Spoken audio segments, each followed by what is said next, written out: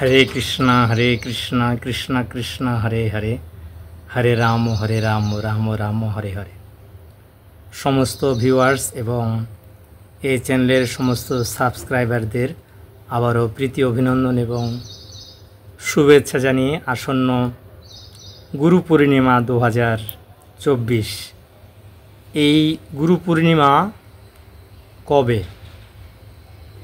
তো যারা দীক্ষিত শিষ্য তাদের কি করণীয়, যারা এখন দীক্ষা নেননি তাদের কি করণীয়, সমস্ত মানুষের এই গুরু পূর্ণিমা তিথিতে কি করা উচিত কি করা উচিত নয়, পূর্ণিমা কখন লাগবে এবং কোন সময় গুরু পূজা করলে সবচাইতে গুরুদেবের বেশি আশীর্বাদ লাভ করা যাবে।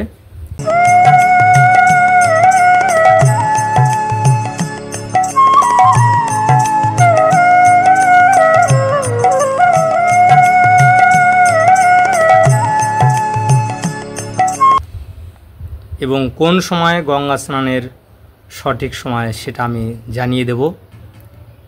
তো আমি অনুরোধ করব প্রত্যেকটি মানুষের জন্য এই গুরু পূর্ণিমা তিথিটি এত গুরুত্বপূর্ণ যা শুনলে আপনি অবাক হয়ে যাবেন। এই গুরু পূর্ণিমার তিথিতে গুরুদেবের উদ্দেশ্যে কিভাবে আমরা প্রার্থনা করব, আর গুরুদেবের মাহাত্ম্য কী, কোন কোন শাস্ত্রে গুরু পূজার গুরুত্ব আরোপ করে বর্ণনা করা হয়েছে, ভগবান শ্রীকৃষ্ণ কি বলেছেন, স্বয়ং শিব কি বলেছেন, চৈতন্য চরিতামৃতে কি বলেছেন, আর এই দিনে আমরা কিভাবে গুরুদেবের কাছে আমাদের বিগত বছরের যত ধরনের ভুল ভ্রান্তি অপরাধ হয়েছে কিভাবে গুরুদেবের কাছে ক্ষমা প্রার্থনা করলে ক্ষমা হয়ে যাবে। আর এই পূর্ণিমা তিথি থেকে কিন্তু চাতুর্মাস্য ব্রত শুরু হয়, অথবা কেউ কেউ শয়ন একাদশীর দিন থেকে চাতুর্মাস্য ব্রত করেন। তো বিস্তারিতভাবে আমি প্রথম থেকে শেষ পর্যন্ত আপনাদেরকে সাহায্য করার চেষ্টা করব। তা যদি আপনাদের ভিডিওটি ভালো লাগে অবশ্যই এই চ্যানেলটি যারা এখনও সাবস্ক্রাইব করেননি সাবস্ক্রাইব করে পাশের বেল আইকনে প্রেস টু অল করে দেবেন। এবং আপনার যারা বন্ধু আত্মীয় প্রিয়জন তাদেরকে অবশ্যই বেশি পরিমাণে ভিডিওটি শেয়ার করবেন। আপনার একটি মাত্র শেয়ারের মাধ্যমে এবং সাবস্ক্রাইবের মাধ্যমে এই চ্যানেল আরও বেশি করে মানুষের কাছে জনপ্রিয়তা লাভ করবে, যার ফলে কৃষ্ণ ভক্তি গুরুদেবের মহিমা জগতে প্রচার হওয়ার ফলে আমাদের সকলেরই ভগবান এবং গুরুদেবের কৃপা লাভ করতে পারব। হরে কৃষ্ণ। তো প্রথমে আমি বলবো এই গুরু পূর্ণিমা আষাঢ় মাসের যে পূর্ণিমা তিথি, এই পূর্ণিমা তিথি লাগবে আগামী 20 তারিখ এবং 21 তারিখ, এই 2 দিনই কিন্তু পূর্ণিমা রয়েছে। তো আমি আগে পূর্ণিমার সময়টি বলে দিচ্ছি, তাহলে আপনাদের মনের সন্দেহ দূর হয়ে যাবে। এবং তারপরে বলবো আমি 20 তারিখে গুরু পূর্ণিমা বা গুরু পূজা করবেন না 21 তারিখে করবেন, এই 2 দিনের মধ্যে সবচাইতে উত্তম দিন বা সময় কখন, যখনে গুরুদেবের পূজা করলে গুরুদেবের সম্পূর্ণ কৃপা আশীর্বাদ আমরা লাভ করতে পারবো, 20 তারিখ না 21 তারিখ। তো আমি এখানে সুন্দরভাবে পঞ্জিকা দেখে সময়টি আমি লিখে রেখেছি, আপনাদেরকে বলে দিচ্ছি। তো গুরু পূর্ণিমা এই বছর 20শে জুলাই, মনে রাখবেন 20শে জুলাই সন্ধ্যা 6:40 লাগবে কিন্তু এই পূর্ণিমা তিথি। আর পূর্ণিমা তিথি শেষ হবে 21শে জুলাই বিকেল 4:16। আমি আবার বলে দিচ্ছি, গুরু পূর্ণিমা শুরু হবে 20শে জুলাই 2024 সন্ধ্যা 6:40, আর পূর্ণিমা শেষ হবে 21শে জুলাই বিকেল 4:16 মধ্যে শেষ হয়ে যাবে। এই 20 তারিখের থেকে 21 তারিখের তিথিটি বেশি মাহাত্ম্যপূর্ণ, কেননা এই দিনে বৃন্দাবন ধামে ষড় গোস্বামীর যে অন্যতম সনাতন গোস্বামী এই 21শে জুলাই এই তিথিতে, এই বছর 21শে জুলাই পড়েছে, এই সময়ে এই তিথিতে উনি তিরোধান লীলা করেছিলেন। এই জন্য আমরা গৌড়ীয় বৈষ্ণবেরা 20 তারিখে না করে 21শে জুলাই গুরু পূর্ণিমা উদযাপন করব। এই দিনে সনাতন গোস্বামী তিনি তিরোধান লীলা করেছিলেন। এই সনাতন গোস্বামীর সমাধি কিন্তু এখনও রয়েছে। আপনারা যারা বৃন্দাবন ধামে যাননি, যাবেন, দেখবেন সুন্দর যমুনার তীরে মদনমোহন মন্দির। ঠিক মদনমোহন মন্দিরের পেছনেই দেখবেন সনাতন গোস্বামীর সুন্দর সমাধি মন্দির রয়েছে। সেখানে বিশাল জাঁকজমকপূর্ণভাবে তার সমাধি, সেখানে সেই দিনে এই গুরু পূর্ণিমা উদযাপন করা হয়। এবং ব্রজবাসীরা সনাতন গোস্বামীকে কিন্তু খুব তারা শ্রদ্ধা করে। তাই তার তিরোভাব তিথি উপলক্ষে ওই দিনে ব্রজবাসী পুরুষেরা সকলে মস্তক মুন্ডন করেন। আর এই দিনে লক্ষ লক্ষ মানুষ ব্রজধামে গিরি গোবর্ধন পরিক্রমা করেন, তাদেরকে প্রসাদ বিতরণ করা হয়। আর এই দিনে কিন্তু ব্যাসদেবের আবির্ভাব তিথি, সেই জন্য এই পূর্ণিমাকে কিন্তু ব্যাস পূর্ণিমা বলা হয়। গুরু পূর্ণিমা বলা হয়, আবার ব্যাস পূর্ণিমা বলা হয়। তাহলে মনে থাকলো আপনাদের, গুরু পূর্ণিমা উদযাপন করবেন আর গঙ্গা স্নান করবেন। সেটা আমি বলে দিচ্ছি। গুরু পূজা গঙ্গা স্নানের সঠিক সময় হচ্ছে 21শে জুলাই ভোর 5টা থেকে শুরু হবে।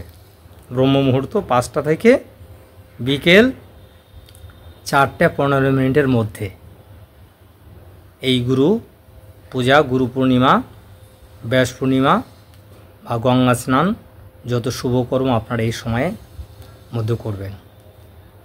তো এখন আমি এই গুরু পূর্ণিমা কেন আমরা উদযাপন করব, এই গুরু পূর্ণিমা উদযাপন করার বিধি বা নিয়ম কি, এই পূর্ণিমার নাম কেন গুরু পূর্ণিমা হলো, যারা দীক্ষিত শিষ্য তারা কি করবেন, যারা দীক্ষা নেননি তারা যদি এই পূর্ণিমা উদযাপন করেন তারা কিভাবে করবেন, যাদের গুরু নেই, দীক্ষা নেননি মানে গুরু নেই, কিন্তু তারা কিভাবে এই দিনে গুরুদেবের উদ্দেশ্যে এই ব্রত পালন করে তারাও গুরুদেবের কৃপা লাভ করতে পারেন। তাহলে অত্যন্ত গুরুত্বপূর্ণ বিষয় এটি। অর্থাৎ শাস্ত্রে বলা হচ্ছে যে মনুষ্য জন্ম যারা লাভ করেছেন তাদের সকলকেই সদ্গুরুর শরণাগত হতে হবে। ভগবান শ্রীকৃষ্ণ উদ্ধবকে বলেছেন, একাদশ স্কন্ধে এটা রয়েছে, নৃদেহ মাধ্যম সুলভম সুদুর্লভম প্লবম সুকল্পম গুরুকর্ণধারম ময়ানুকূলেন নভস্যতিরিতম প্রমাণ ভবাদ্ধি নতরেচ্ছ আত্মহ।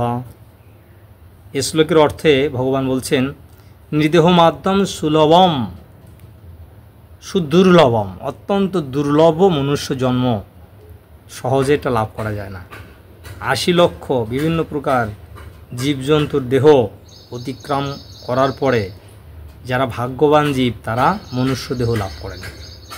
সেই জন্য ভগবান বললেন, নৃদেহ মাধ্যম সুলভম সুদুর্লভম, অত্যন্ত দুর্লভ একটি মনুষ্য জন্ম অত্যন্ত সুলভে লাভ করেছেন যারা, তাদের কি করা কর্তব্য, নৃদেহ মাধ্যম সুলভম সুদুর্লভম প্লবম,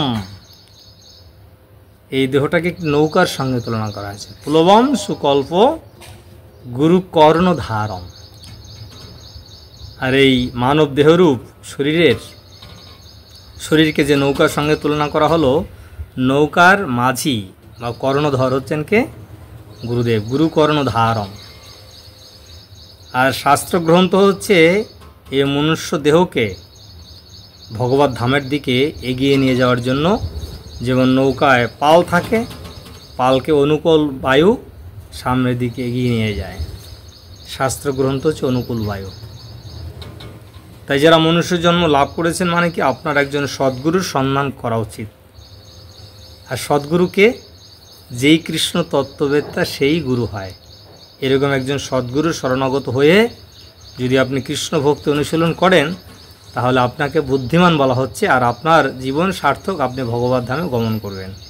আর যিনি এটা করেন না, নতরেচ্ছা আত্মহা, এত ধরনের সুন্দর সুযোগ পাওয়া সত্ত্বেও যিনি এই সুযোগের সদ্ব্যবহার করবেন না, ভগবান বলেছেন তিনি হচ্ছেন আত্মঘাতী। জানিয়া শুনিয়া বিষ খাইনু জানিয়া শুনিয়া বিষ খাইন। তো এই সুন্দর তিথি আমরা যে পালন করব, গুরুদেবের উদ্দেশ্যে যে পূজা করব, তা শাস্ত্রে সেটা বলা হয়েছে যে গুরু কে? আমাদের যে সনাতন ধর্মে আমাদের গুরু কতজন? তো শাস্ত্রে বলা হচ্ছে গুরু কিন্তু একজন। কৃষ্ণের বন্দে জগৎ গুরুম, গুরু কৃষ্ণ রূপ হন শাস্ত্রের প্রমাণে, গুরুরূপে কৃষ্ণ কৃপা করেন ভক্তগণে। তাই যদিও চৈতন্য চরিতামৃতে কৃষ্ণদাস গভীর কবিরাজ গোস্বামী তিনি বন্দনা করেছেন, বন্দে গুরুন ঈশভক্তান ঈশম ঈশম অবতারকান। বন্দে গুরুন এখানে বহু বচন, কিন্তু বহু বচন হলেও সেইখানে আবার ব্যাখ্যা করা হয়েছে যে তারা বহু নন, তারা এক। কৃষ্ণের বন্দে জগৎগুরু, কৃষ্ণ হচ্ছেন একমাত্র গুরু। আর এই জগতে যত গুরু রয়েছে সে সমস্ত গুরুকে 4 ভাগে ভাগ করা হয়েছে। মনে রাখবেন কি কি? শিক্ষাগুরু, দীক্ষাগুরু, বর্তম প্রদর্শক গুরু এবং চৈত্য গুরু। শিক্ষাগুরু কারা? যারা আমাদেরকে কৃষ্ণ ভক্তির অগ্রগতির শিক্ষা প্রদান করেন, তারা হচ্ছে শিক্ষাগুরু। তাই চৈতন্য চরিতামৃতে বলা হচ্ছে যে শিক্ষাগুরুকে তো জানি কৃষ্ণের স্বরূপ, অন্তর্যামী ভক্ত শ্রেষ্ঠ এই 2 রূপ। তাই শিক্ষাগুরু হচ্ছেন কৃষ্ণের স্বরূপ। মহন্ত স্বভাবেই তারিতে পামর, নিজ কার্য নাহি তবু যান তার ঘর। এরকম সাধু মহাত্মারা আমাদের মতো পতিত জীবদের উদ্ধার করার জন্য তারা শিক্ষা প্রদান করেন, তাই তারা কৃষ্ণের স্বরূপ। তাই শিক্ষাগুরু এবং তারপরে আমাদের যারা মন্ত্র প্রদান করেন তারা হচ্ছে দীক্ষাগুরু। শিক্ষাগুরু, দীক্ষাগুরু, বর্তম প্রদর্শক গুরু। বর্তমানে হচ্ছে পথ, কৃষ্ণ ভক্তির পথ আমাদের যারা দেখান তারা হচ্ছে বর্তম প্রদর্শক গুরু। আর চৈত্য গুরু, যিনি পরমাত্মরূপে ভগবান আমাদের হৃদয়ে অনুপ্রেরণা প্রদান করেন। এই 4 প্রকার গুরু হচ্ছেন শ্রীকৃষ্ণের প্রতিনিধি। তাই আমাদের একজনই গুরু, সবারই একজনই গুরু। হ্যাঁ, তারা যদিও পৃথক পৃথক ব্যক্তিত্ব, পার্সোনালিটিস, কিন্তু তারা একই তত্ত্ব আমাদেরকে প্রদান করছেন, কি? কৃষ্ণ ভক্তি। তাই চৈতন্য চরিতামৃতে বলা হচ্ছে যে ব্রহ্মাণ্ড ভ্রমিতে কোনো ভাগ্যবান জীব গুরুকৃষ্ণ প্রসাদে পায় ভক্তিলতা বীজ। তাই এই সমস্ত গুরুদেবরা আমাদেরকে ভক্তিলতার বীজ প্রদান করেন।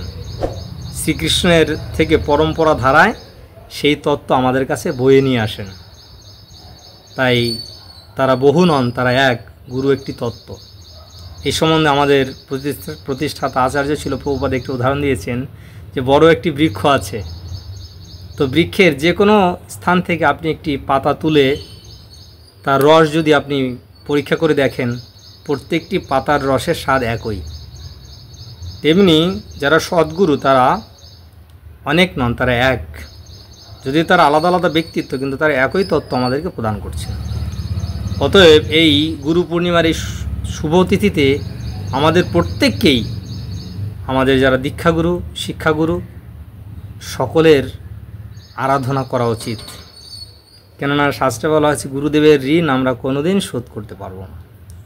তাহলে কিভাবে আমরা গুরুদেবের ঋণ শোধ করব?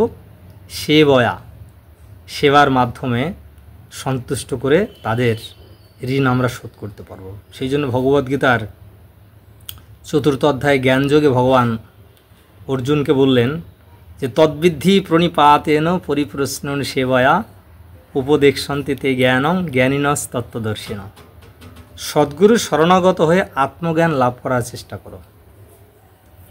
আমাদের সদ্গুরু শরণাগত হয়ে আত্মজ্ঞান লাভ করার চেষ্টা করতে হবে, বিনম্র চিত্তে তাকে প্রশ্ন করতে হবে এবং অকৃত্রিম সেবার দ্বারা তাকে সন্তুষ্ট করলে সেই তত্ত্ববেত্তা ব্যক্তি আমাদেরকে কৃষ্ণ ভক্তি প্রদান করবেন। তো সেই জন্যই শাস্ত্রে বলা হয়েছে জীবের নিস্তার লাগি নন্দ সুত হরি ভুবনে প্রকাশ হন গুরুরূপ ধরি। আমাদের মতো বদ্ধজীবদের উদ্ধার করার জন্য নন্দসুত স্বয়ং শ্রীকৃষ্ণ তিনি গুরুরূপে অবতীর্ণ হয়েছেন। সেই জন্য ভগবান তিনি বলেছেন আচার্য মাং বিজানিয়াত ন অবমন্যতে করিচিত নমর্তবদ্ধ সুতে সর্বদেবময় গুরু। গুরুদেবের পূজা করলে সমস্ত দেবতাদের পূজা সম্পূর্ণ হয়ে যায়। আচার্যমাং বিজানিয়াত, আচার্যকে গুরুদেবকে আমার স্বরূপ বলে জানবে। জীবের নিস্তার লাগি নন্দ সুত হরি, ভুবনে প্রকাশন গুরুরূপ ধরি। নমর্ত বৌদ্ধ সুয়তে সর্বদেবময় গুরু। তাকে কোনো সাধারণ, এই মর্তের কোনো সাধারণ জীব বলে তাকে কখনো অবজ্ঞা করবে না। এই জন্য অত্যন্ত সাবধানতা সহকারে গুরুদেবের আরাধনা পূজা করতে হবে। তাই প্রতিদিন আমরা বন্দনা করি, বন্দময়ী সাবধান মতে, যাহারও প্রসাদে ভাই এ ভব তরিয়া যাই, কৃষ্ণ প্রাপ্তি হয় যাহা হইতে। অত্যন্ত সাবধানতার সঙ্গে আমাদের গুরুদেবের বন্দনা করতে হবে। শিব পার্বতীকে বললেন যে, হে দেবী, আরাধনাম সর্বেশাম বিষ্ণুর আরাধনাম পরম, তস্মৎ পর তরং দেবী তদীয়নম সমর্চনম। তাই তদীয় অর্থাৎ ভগবানের যারা শুদ্ধ ভক্ত তাদের আরাধনা অত্যন্ত শ্রেষ্ঠ। আমরা প্রতিদিন বিশ্বনাথ চক্রবর্তী রচিত যে গুরুবাষ্টকম আমরা কীর্তন করে থাকি, যস্য প্রসাদাদ ভগবৎ প্রসাদ, যস্য প্রসাদন ন গতি কুতোপি।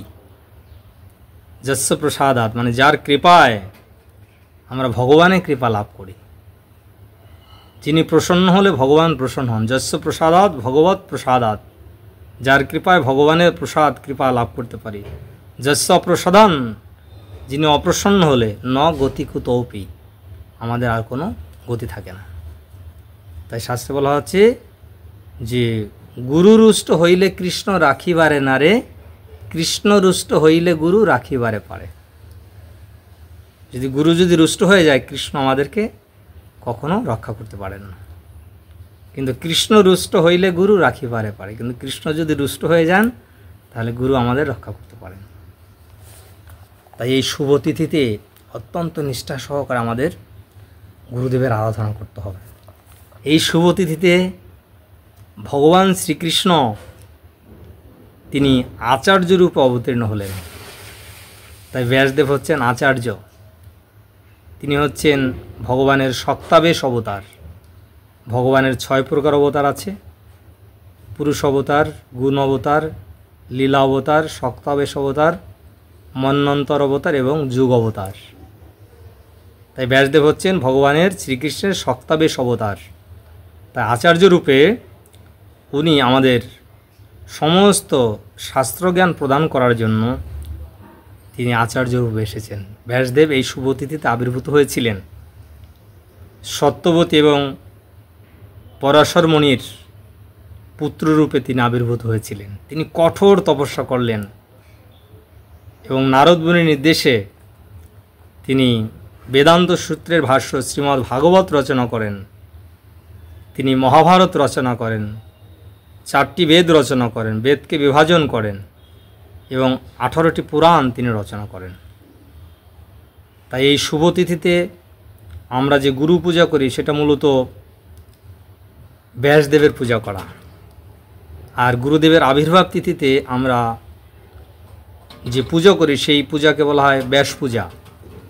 অর্থাৎ আমাদের যত গুরুদেব রয়েছেন তারা হচ্ছেন ব্যাসদেবের প্রতিনিধি, ভগবান শ্রীকৃষ্ণের প্রতিনিধি রূপে তারা আমাদের পূজা বা প্রার্থনা গ্রহণ করেন। তাই এই দিনে ব্যাসদেবের উদ্দেশ্যে আমরা প্রণাম নিবেদন করব, তার আরাধনা করব, তার পুজো করব। আর এই দিনে সনাতন গোস্বামী তিনি তিরোধান লীলা করেছিলেন। আর এই দিনে ইস্কনের প্রতিষ্ঠাতা আচার্য শিল প্রভুপাদের একজন মহান অত্যন্ত প্রিয় শিষ্য শ্রী শ্রীমৎ ভক্তিচারু স্বামী গুরু মহারাজের তিরোভাব তিথি। এই তিরোভাব তিথি সারা বিশ্ব সমস্ত ভক্তরা তারা সনাতন গোস্বামীর এই শুভ তিরোধান তিথিতে, ব্যাসদেবের শুভ আবির্ভাব তিথিতে, গুরু পূর্ণিমার শুভ তিথিতে তিনিও ভগবানের নিত্যলীলায় তিনি প্রবেশ করেছেন, তিনিও তিরোধান লীলা করেছেন। তাই তার শুভ তিরোধান তিথি। তাই যারা দীক্ষিত শিষ্য তারা তো অবশ্যই অত্যন্ত মাহাত্ম্যপূর্ণভাবে এই যে সময় বললাম, এই নির্ধারিত সময় আপনারা গুরুদেবের পুজো করবেন। যারা দীক্ষিত শিষ্য নন তাদের কি গতি হবে? তাই শিল প্রভুপাদ হচ্ছেন এই কলিযুগের যুগাচার্য। শিল প্রভুপাদকে আমরা শিক্ষাগুরু রূপে গ্রহণ করে তার প্রণাম মন্ত্র আমরা বলবো।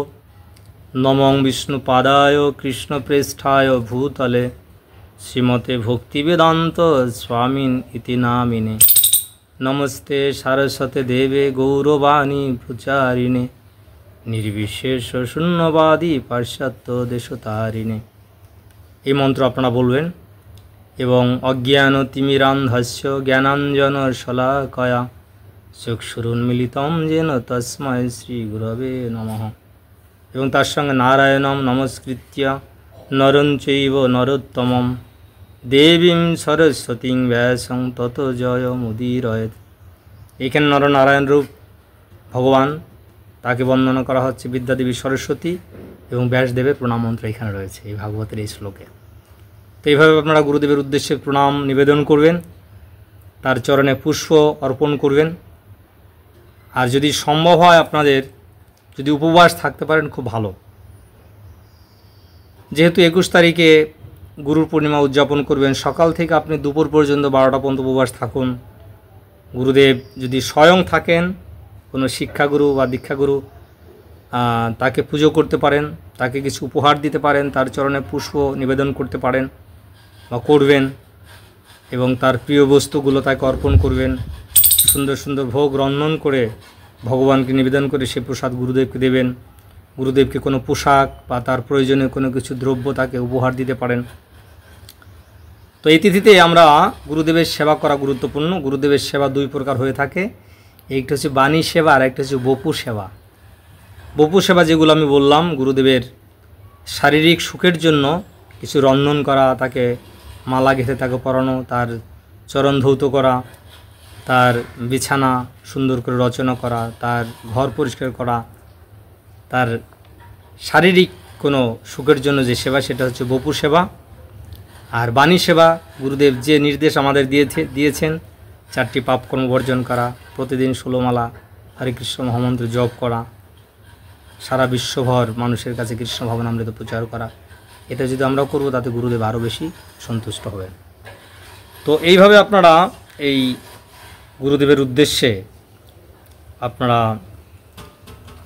পুজো করবেন, আরতি করবেন, আরতি নিবেদন করবেন।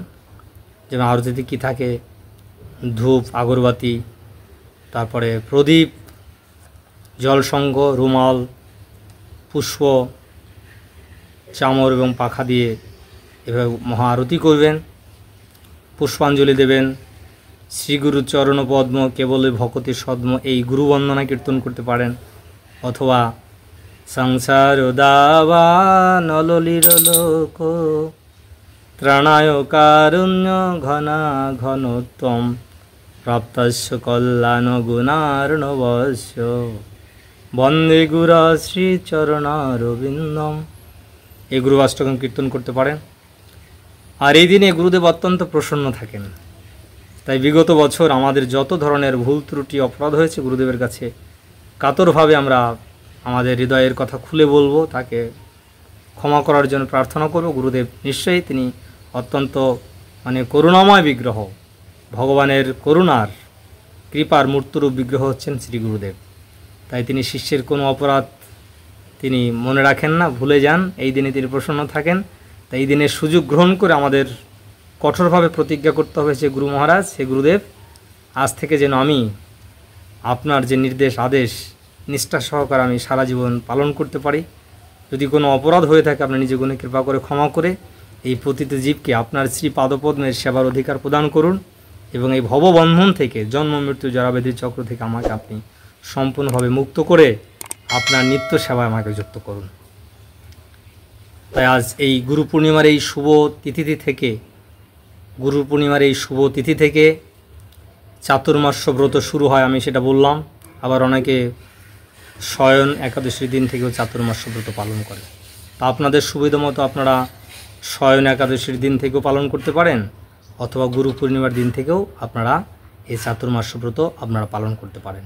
তাই আমি আশা করব আজকে এই যে গুরু পূর্ণিমার সম্বন্ধে যে সমস্ত গুরুত্বপূর্ণ বিষয়, গুরুদেবের মাহাত্ম্য, প্রত্যেকটি দীক্ষিত এবং অদীক্ষিত শিষ্যের কী করণীয়, কীভাবে গুরুদেবকে প্রসন্ন করব, তো তা আমরাই সুন্দরভাবে বলার চেষ্টা করেছি। যদি আপনাদের ভালো লেগে থাকে অবশ্যই কমেন্টস করবেন। আর সকলে ভালো থাকবেন, সুস্থ থাকবেন। পরবর্তী ভিডিওতে আবার আপনাদের সঙ্গে খুব শীঘ্রই সাক্ষাৎ হবে। হরে কৃষ্ণ।